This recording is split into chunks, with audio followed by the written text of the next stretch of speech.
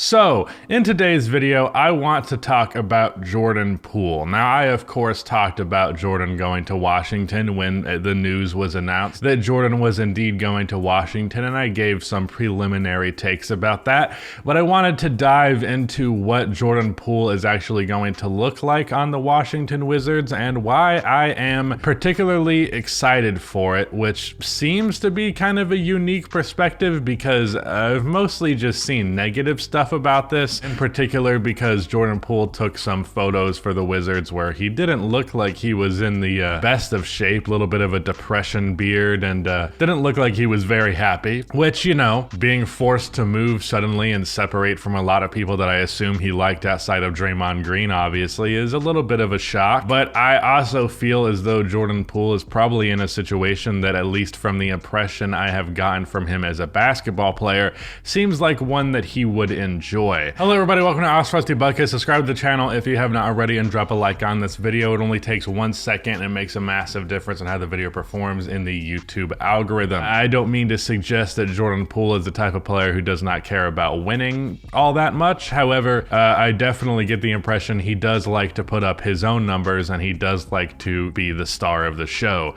And that's exactly what's probably going to happen in Washington. So the first thing I want to talk about is really just how much that is the case, which is how much are the Wizards going to let their offense live and die by Jordan Poole, because that's been proven to have positive effects and of course negative effects depending on whether or not you live or die. In terms of like actual creation ability for this roster, Monte Morris can do it a little bit and Kyle Kuzma can do it a decent bit. Outside of that though, it ultimately really does come down to Jordan and what he's going to be able to create on the perimeter. Given that they do have a plethora of point guards, in particular Tyus Jones, who will probably be getting the start over Monte, would be my guess.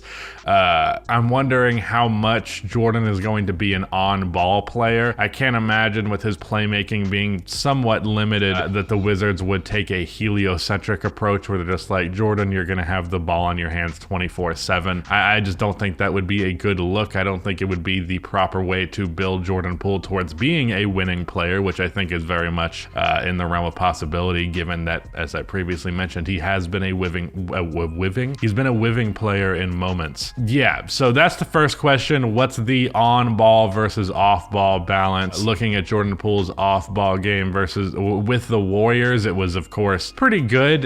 You can't really have a terrible off-ball game with the Warriors. The system doesn't really allow it. You'll get kicked out sooner rather than later if you don't actually accommodate to that system, and Jordan Poole of course eventually did. That doesn't necessarily mean though that Washington is going to have an even remotely comparable off-ball system, and it also does not mean that Jordan Poole will feel nearly as obligated to fall in line with that system as he would going to a prestigious organization that's won multiple championships by the time he was drafted. So that's a real difference there in culture, in how much Jordan would be made to respect the institutions there. Like, how are you going to tell me how to play basketball? You're the Wizards. So that's definitely something. I'm not sure how exactly that will balance out. I would guess he's probably like 70-30 on versus off. Decent amount of on-ball stuff, but probably not to the degree that he was in Golden State. Probably a lot more creating on the perimeter opportunities for Jordan. And probably as many off-ball opportunities as he had in Golden State, but of course way more ball handling opportunities to top that all off.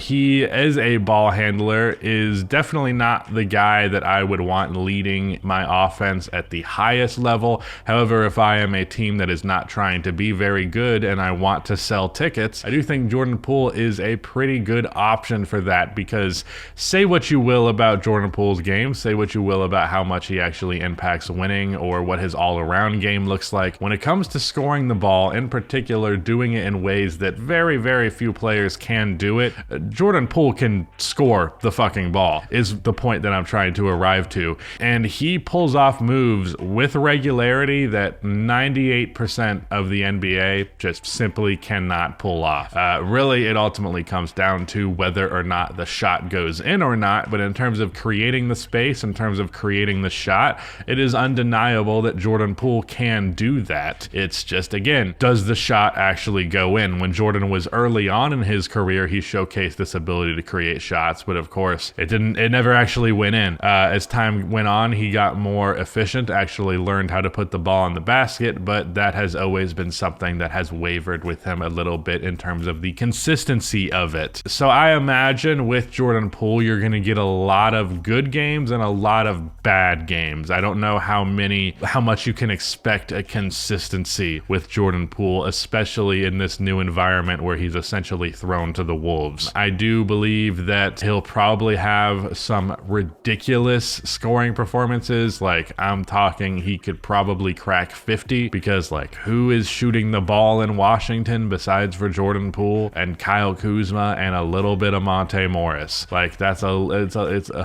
lot of shooting availability for Jordan Poole, a lot of shots available for him. And I do think he's probably going to lead the team in shots by at least somewhat of a decent margin. I know Kyle Kuzma will probably get the shots up too, but overall it will be Jordan Poole's show. And yeah, this is not going to be a good show in terms of like winning and all of that, but it's going to be a good show in terms of just enjoying it, because Jordan Poole regularly, as I mentioned, pulls off moves that very few players can, and that's just pretty much inherently entertaining. He has a microwave tendency, ability about him where he'll catch fire and it's like, all right, we'll see you in a quarter and see if this is still going, because it might be. So I'm really excited for Jordan Poole in Washington. I don't know how much he truly values his individual numbers and just being able to get as many shots off as he wants to, but if he values it a lot, well, this is a great opportunity for him. And I imagine if I had to predict, in the next 3-4 years of Jordan Poole's career, I'd say next two-ish years, probably the Wizards are not very good, but he puts up like 23 to 25 points per game. And then the Wizards at some point in their rebuild would probably ship him off somewhere else, where hopefully his game has been refined enough to where he's comfortable being a lead option when that's called upon him, but he also hasn't strayed too far in the tanking ball, but I'm going to get my shots up mentality.